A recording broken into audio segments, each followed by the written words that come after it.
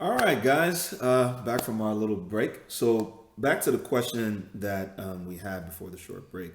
I was basically asking you. We set up the prototypical club scenario where you're standing off to the side, see this dude. He rolls up, one, two, three bad chicks on his arm. We walk into a section, bottles of pop, sparklers are coming out. Hey, honey, follow you, banana follow you, the typical stuff. And you're like, man, I know for me, it's like, man, I like that. Like, that could be me, So I guess my question to you is, as men, why is that those types of images make such an impact on us? Even as men who maybe doing well for themselves or have decent jobs and decent situations. Like, what? I'm going to take you somewhere. Right. Take you somewhere. So I want you to close your eyes. Imagine. Imagine you grew up in a very rural area, very out in the country. Town that's got like 100 people. Now imagine that you're in that town and from the time you were a little kid, all you saw were happy, supportive, compassionate, compromising, married couples with successful businesses together, with children together that were raised right and were growing up to be kind as well. Imagine that's what you saw consistently through your formative years. And now imagine in that same town that where married couples were always holding hands and walking around and having dates and showing love to each other, and you're just growing up like, man, this is life. This is how it's supposed to be. Now imagine you went to some venue in that town and there's one random guy, and he's got 2 or 3 girls with him. Imagine what do you think your reaction would be? Probably like, huh? You'd be like, what's wrong with this guy? What? Like, he's gallivanting with these random women. Like, it's all about what you're fed, what you consume. Right. And that's what determines what we think of as healthy and what we think of as unhealthy. Right. Someone who grows up eating nothing but plants and veggies, when they go to a place where there's beef and meat everywhere, they're like, what is going on here? And vice versa. Like, we live in a society, this is America's a meat eating country, and we look at vegetarians like, oh my gosh, like, what are you doing? That stigma is changing, but it's taking so long. Yeah, you're right. So absolutely. In the same way, bringing it back to the guy with the 3 chicks walking into the section, about to pop bottles, all of that, we see that's what Trey Songz does. That's what 50 Cent does. Right. That's what the Baby does. That's what Future does. This is what we visually have been seeing this for as long as I've watched hip hop. That's true. And as rappers, that's all we've seen. This is what I've seen. Yeah. And then now we're not even getting into the lyrics that you're consuming that are misogynistic and that are talking about menage a trois, that are talking about how women are handled and treated and objects and all this kind of stuff. If you consume that stuff long enough, then all of a sudden you're like, you know what? That sounds dope. Look, how long strip clubs have been around since forever, for centuries, for millenniums. Yeah, probably. Yep. But isn't it funny how the strip club culture just kind of shot up around the time Drake started big up in it, around the time Nelly with Tip Drill. Suddenly it became more mainstream. Remember? It turned into a strip club used to be a thing that like it was taboo. It's taboo, and then maybe you go on a bachelor party. Thank you. That's about it. Yep. Now, like the strip club is where it's a club. It's going, like an after hours like club. People, where y'all going? Oh, we're going to the strip club. Why? To get some wings. Really? Like like it's become like casual, and so all of these things get fed in through different media points. We consume it. Yep. And then if you're not consuming something else that balances that out, right, it becomes it becomes your truth. Yeah, it becomes your truth. It becomes normalized. Normalized. Yeah. Gotcha. And so once it becomes normalized, then that's what. Hey, I want that because that's what's normal. That's right. what's cool. Right. Now, for some of us, if you grew up in a household where you have two loving parents, you were fortunate enough to have two loving parents, and you saw a marriage that had, maybe it has its ups and downs, but for the most part was good and healthy and created businesses or created wealth and there was love, there were more kids.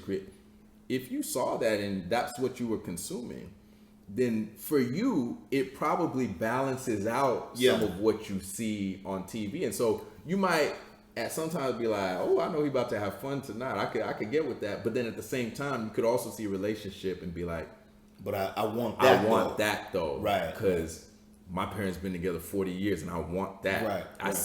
I want somebody that got my back like that. Right. And you could also know that you've seen that other situation. You might see that it's a little bit more flimsy. Yeah. So I think that a lot of what influences what Black men aspire to be is what it is that we're consuming. Gotcha. And that's why the representation matters. in TV shows as doctors, lawyers, engineers, it matters. That's why the representation in boardrooms, in different companies, it all matters, because if all that somebody is seeing on TV, or all they're running into in the streets is drug dealers, basketball players, entertainers, or on a TV show it's Black men cheating a woman, if those are the only stories and those are the only images that people are consuming, then all of a sudden what else would they aspire to be? Right. They don't even have an option. Exactly. So in other words, we are what we eat. And it's just like the scripture says, evil communication corrupts good manners. So to your point about someone who was raised a certain way, exposed to certain things, this is all they're going to see. And conversely, people who unfortunately haven't, had those healthy experiences, never seen healthy relationships. So whatever, because we've all experienced dysfunction on some level. So whatever dysfunction that's unique to your background, unique to your history, that's sort of what you're going to regurgitate, or at least be drawn to, or see as normal. Exactly. Gotcha. Yeah. Okay, so now that we've said all these things, right, and these are awesome things, and you mentioned self-awareness. So how do we quote unquote unplug from the matrix, especially as Black men, like the average Black dude? Like you jump on Twitter, you see certain things, you jump on Facebook, you see certain things, you turn on the TV, you see certain things. How do we unplug, and how do we heal? And this is what I'm gonna bring the sisters in too.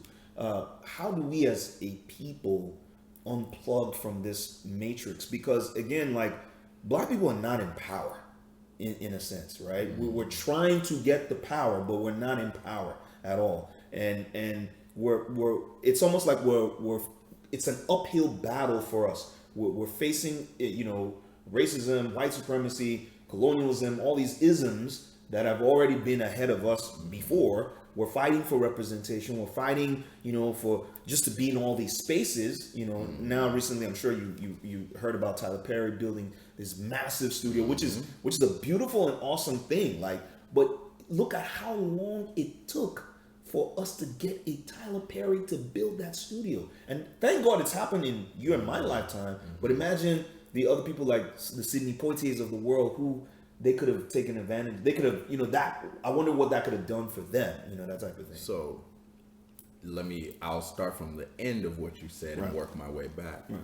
Do you think Tyler Perry is the first person with the access to those kinds of resources to create that studio? Maybe not. It's possible that, because we don't know. I don't know all the. He's millionaires. He's definitely one of the top, one of the top directors, producers, or whatever in the industry. So I know he's made a lot of money. So that's not even. There's there's black billionaires. Yeah, I guess what I will say, There's black millionaires and there's black billionaires. True. So there's a lot of choices being made.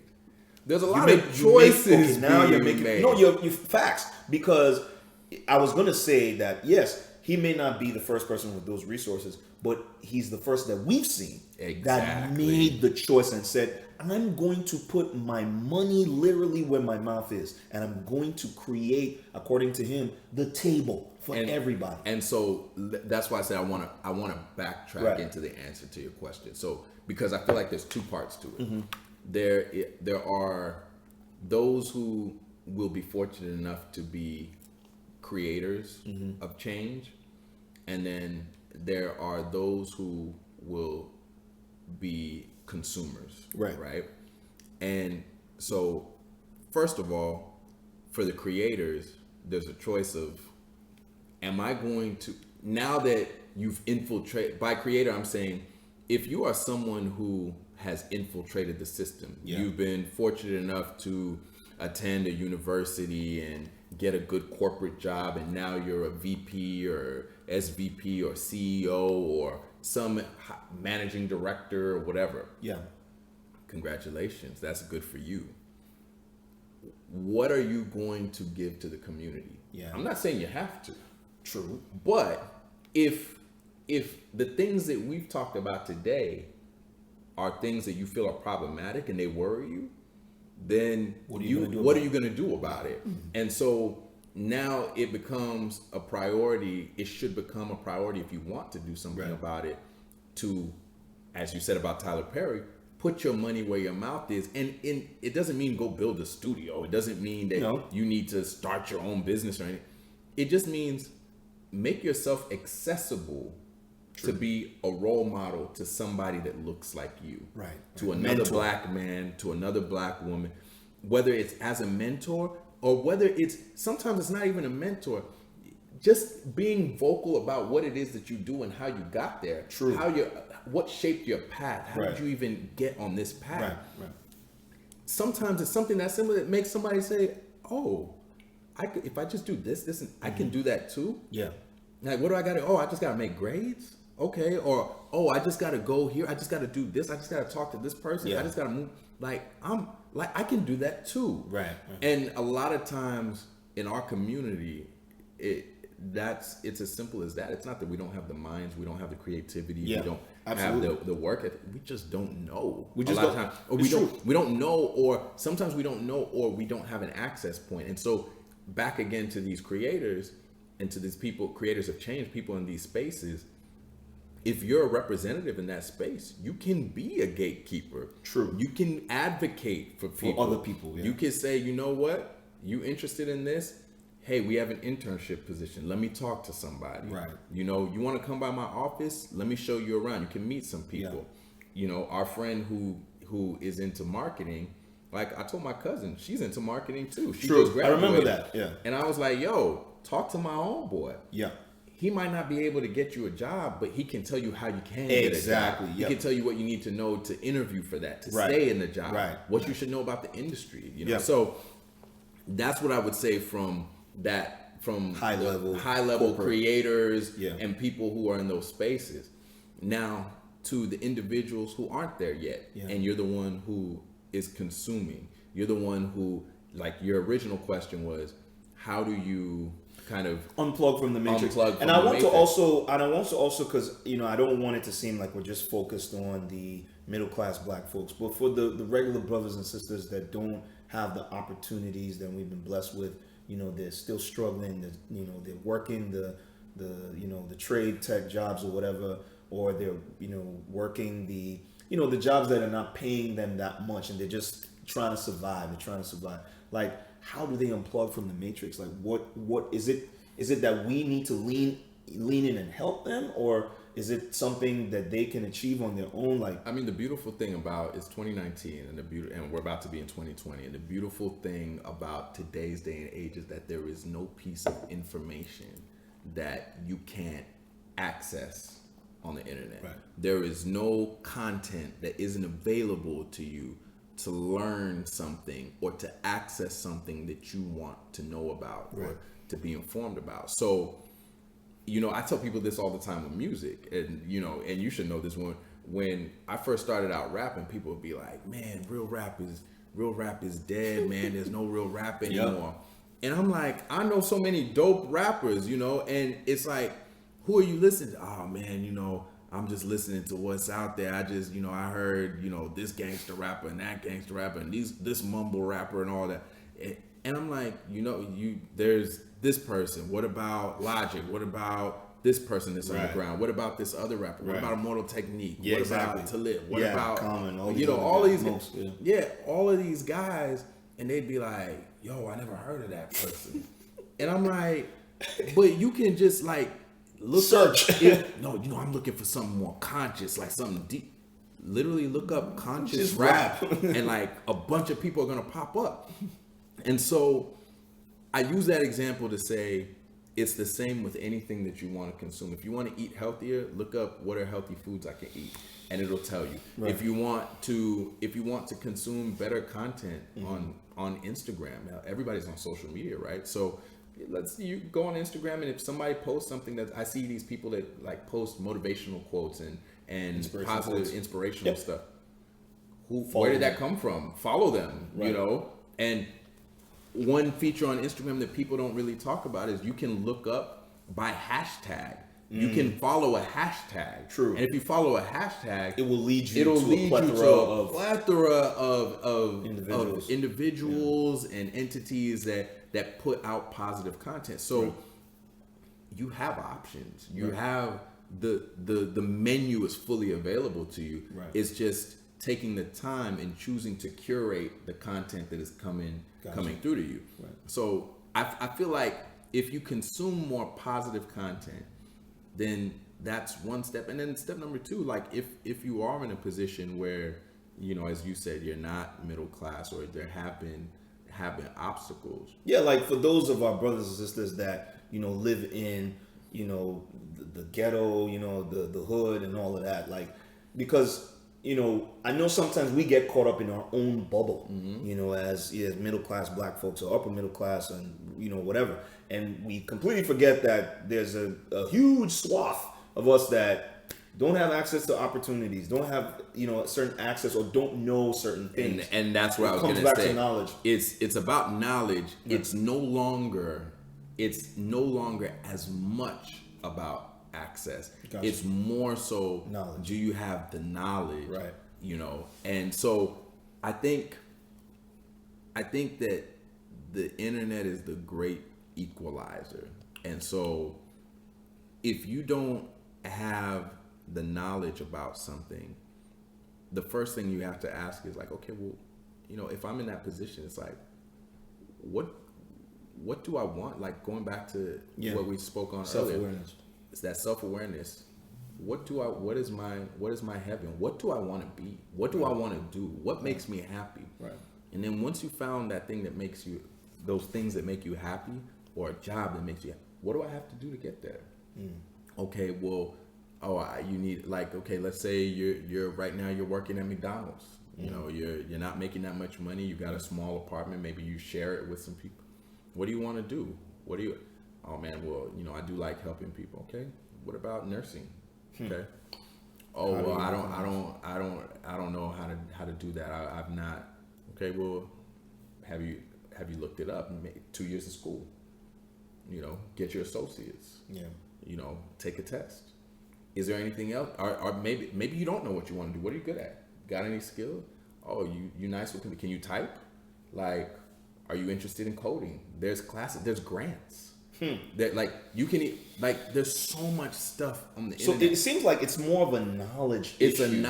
It's a knowledge thing. Before, it used to be, you know, when I was growing up, it used to be knowledge and access, because the only way that you could even get to the knowledge, you had to go to a library. You had to either go to a library, or some of those stuff wasn't even in libraries. True, right. It was with an individual, you know. So now all of those barriers, or most of those barriers, with the internet, it has sort of leveled the playing field. It's leveled the playing field. The information is out there. So now the hustle is, are you willing to hustle and go out there?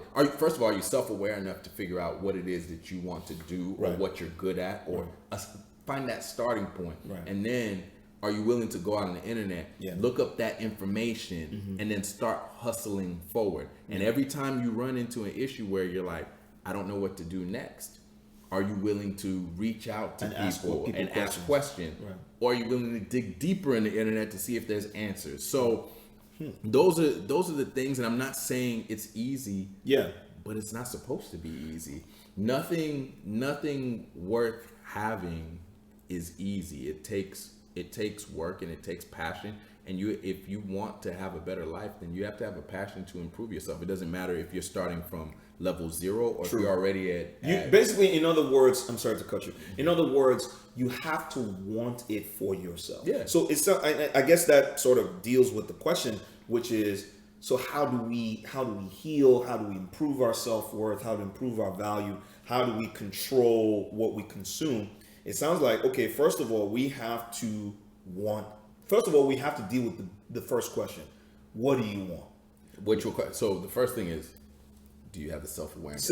Exactly. So self-awareness to honestly evaluate yourself and the things that make you happy, the things that you're doing for others that you think make you happy, right, and the things that make you miserable and that you don't want to be. Exactly. So once you've done that evaluation and assessment and reflected on those things, then now it's like, okay, well, what are you going to do about it? You know, right. And then when you say, what are you going to do about it? Then now that becomes, now that I've decided who I see like this best version of myself, this happiest, the most fulfilled version of myself, what are the actions I have to take to get to that heaven that I've created for myself? And then what are those actions? Are those actions predicated on speaking to people? Are those actions predicated on looking up stuff on the internet and getting more information? And then now it becomes like hustling, grinding, and figure out, how do I make this come to fruition? You know? So it sounds like the adage that I guess back in the day they used to have, like, black man heal yourself.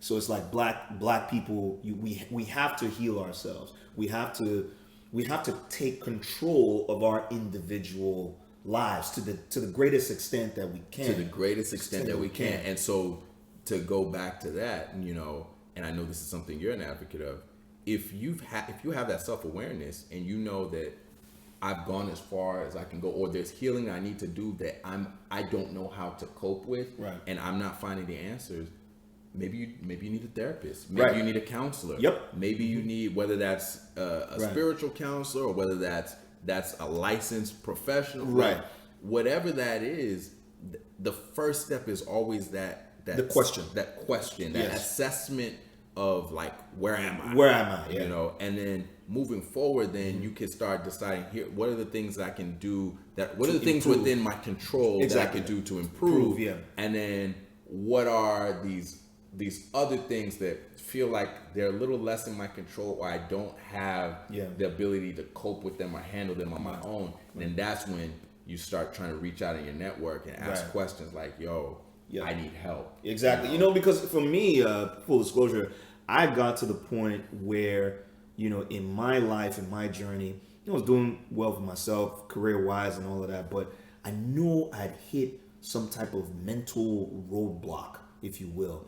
And thankfully at the time, the relationship I was in, you guys are familiar with, that the turbulence that, I experienced in that relationship kind of opened the door and provided that access for me to access a therapist and be like, yo, I need to start going to therapy. And that just kind of just opened the floodgates for all these possibilities, which actually has led me to why we're here today. But and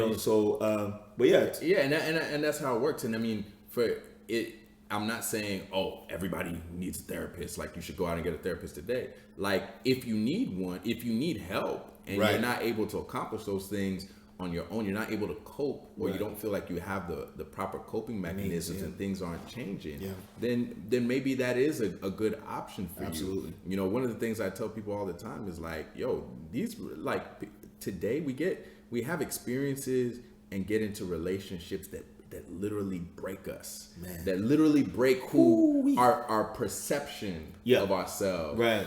And once you've been broken, you only have a couple options. And what I see people try to do is like if you have a glass here today, like that you drink out of, right?